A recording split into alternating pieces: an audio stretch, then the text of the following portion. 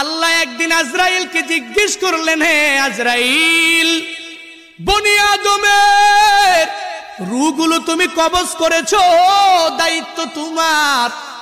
হে আজরাইল, তুমি আমারে জানাও না ওই বনি আদমের মধ্যে কোন কোন রূহ কবজ করতে তোমার অনেক কষ্ট হয়েছিল?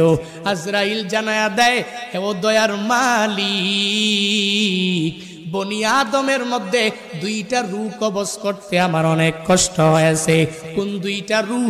বলে এক নম্বরে এক আল্লাহর বান্দি মহিলা, বিশাল এক সমুদ্রের মধ্যে জাহাজটা প্লাবনের মধ্যে পড়িয়া যখনই ডুবিয়া যাবে, ওই হালাতে সবাই ডুবিয়া গেল।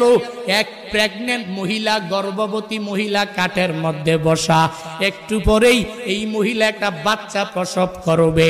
তোমার কুদরতের কারিশমা, ওই কাঠের উপরেই আল্লাহর বান্দির একটু পরে প্রসব হয়ে গেল। সন্তানটা দুনিয়ার মধ্যে ওই কাষ্ঠের উপরে যখন দুনিয়াতে আসলো, তখনই তোমার অর্ডার হয়ে গেল, হে আজরাইল, যাও এই বান্দির রূহটাকে কবজ করে তুমি নিয়ে চলে আসো।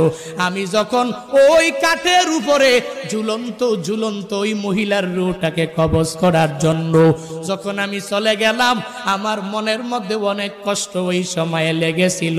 কারণ কি আল্লাহ জানেন না? কারণ হলো এই কাঠের মধ্যে যে এই বান্দি সন্তানটা, ওই সন্তানের কি উপায় হবে, কই যাবে? কারণ দুনিয়াতে তার মা থাকবে না।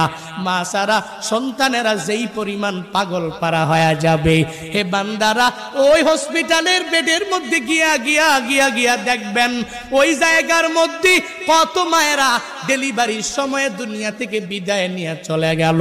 সন্তানেরা কত কষ্ট করে লালিত পালিত হয়ে গেল, কারণ দুনিয়াতে মা নাই।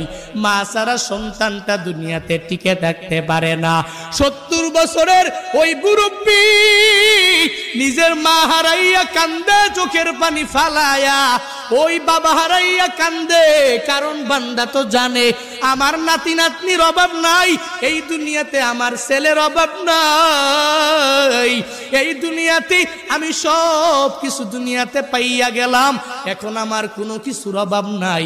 কিন্তু আমার মা ছাড়া আমার এতিম অবস্থা হয়ে যায়, আমার বাবা ছাড়া আমার এতিম অবস্থা হয়ে যায়। সন্তানটা বড় হয়ে গেল, এরপরেও মা ছাড়া চলতে পারে না। মা যার নাই, মনে হয় ঘরের মধ্যে কোনো একটা নাই। যার বাবা নাই, ওই বান্দা পূর্ণাঙ্গ ভাবে বলতে পারে, মনে হয় ঘরের মধ্যে টাকা আছে, সন্তানেরা আছে, বউ আছে, স্ত্রী আছে, পুত্রবধূ আছে।